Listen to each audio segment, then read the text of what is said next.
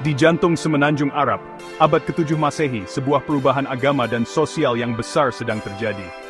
Ini adalah era Nabi Muhammad, seorang pria yang menerima wahyu ilahi yang akan membentuk jalannya sejarah. Lahir di Mekah, pusat perdagangan dan ziarah yang ramai, Muhammad menyampaikan pesan tentang keesaan Tuhan, keadilan sosial, dan penolakan terhadap penyembahan berhala. Namun, pesannya menghadapi tentangan keras dari para pemimpin Mekah, yang merasa terancam oleh pengaruhnya yang semakin besar. Para pengikut Nabi, yang dikenal sebagai Muslim, mengalami penganiayaan dan kesulitan karena keyakinan mereka. Dalam menghadapi kesulitan, komunitas Muslim yang kecil menemukan penghiburan dan kekuatan dalam iman mereka. Terlepas dari tantangan, Islam terus menyebar, menarik pengikut dari berbagai latar belakang sosial. Muslim awal, terikat oleh keyakinan bersama dan prinsip-prinsip kesetaraan dan persaudaraan, membentuk komunitas yang erat. Komitmen teguh mereka terhadap keyakinan mereka akan segera diuji dalam pertempuran yang akan memiliki konsekuensi yang luas. Ketika penganiayaan di Mekah semakin meningkat, Nabi Muhammad menerima wahyu ilahi yang memerintahkannya untuk berhijrah ke Yathrib, sebuah kota di utara Mekah. Peristiwa ini, yang dikenal sebagai hijrah, menandai titik balik dalam sejarah Islam. Di Yathrib, yang kemudian berganti nama menjadi Madinah, yang berarti kota Nabi, Muhammad disambut sebagai pemimpin dan pembawa damai.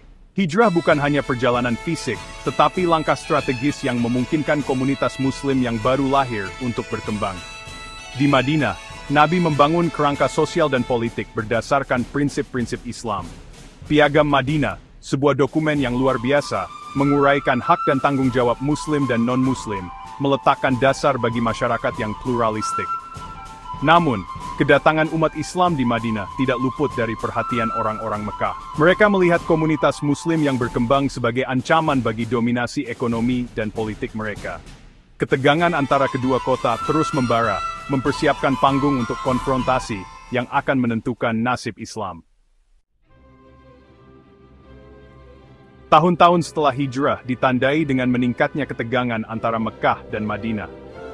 Orang-orang Mekah bertekad untuk menghancurkan komunitas Muslim yang masih muda, memberlakukan boikot ekonomi terhadap Madinah, berharap dapat membuat mereka kelaparan hingga menyerah. Selain itu, mereka terlibat dalam serangan dan pertempuran kecil, menargetkan Muslim dan sekutu mereka.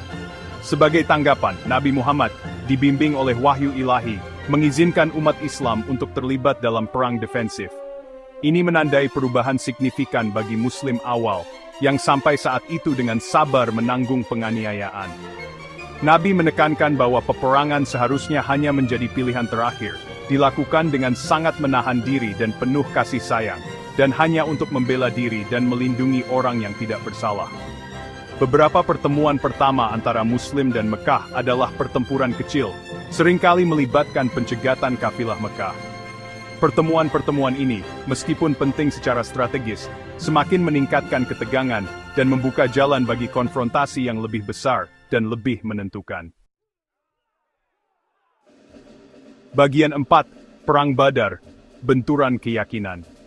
Pada tahun 624 Masehi, sebuah kafilah Mekah, syarat dengan barang-barang berharga, kembali dari Suriah. Nabi Muhammad, setelah mengetahui rute kafilah tersebut, mengumpulkan pasukan sekitar 300 orang untuk mencegatnya.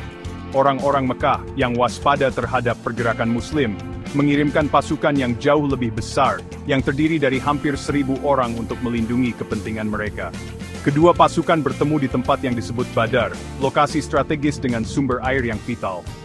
Perang Badar, sebagaimana dikenal, bukan hanya pertempuran senjata tetapi benturan keyakinan, ideologi, dan kelangsungan hidup komunitas Muslim. Bagi umat Islam yang kalah jumlah, itu adalah ujian iman, keberanian, dan komitmen mereka terhadap perjuangan Islam. Umat Islam, meskipun kalah jumlah dan persenjataan, berjuang dengan tekad yang tak tergoyahkan. Mereka melihat pertempuran ini sebagai pembelaan terhadap keyakinan mereka, komunitas mereka, dan hak mereka untuk menjalankan agama mereka secara bebas.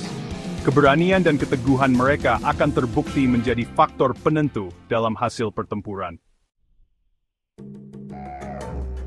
Bagian 5. Momen kunci, strategi, dan campur tangan ilahi. Perang Badar ditandai oleh beberapa momen penting yang mengubah keadaan demi kepentingan umat Islam. Nabi Muhammad menunjukkan ketajaman strategisnya, memilih posisi yang menguntungkan bagi pasukannya di dekat sumber air, memaksa orang-orang Mekah untuk bertempur di medan yang tidak menguntungkan. Dia juga mengatur pasukannya dengan cermat, menugaskan peran dan tanggung jawab yang berbeda berdasarkan keterampilan dan pengalaman mereka. Salah satu momen paling signifikan dalam pertempuran tersebut adalah datangnya angin gurun yang kuat, yang meniupkan pasir ke wajah tentara Mekah, mengganggu formasi mereka dan menghalangi pandangan mereka. Umat Islam, dengan angin di belakang mereka, terus menyerang.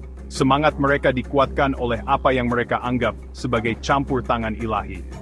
Umat Islam berjuang dengan keberanian dan keganasan, terinspirasi oleh iman mereka dan kepemimpinan Nabi. Di antara mereka yang menunjukkan keberanian luar biasa adalah Ali ibn Abi Thalib, sepupu dan menantu Nabi, dan Hamzah ibn Abdul Muthalib, paman Nabi.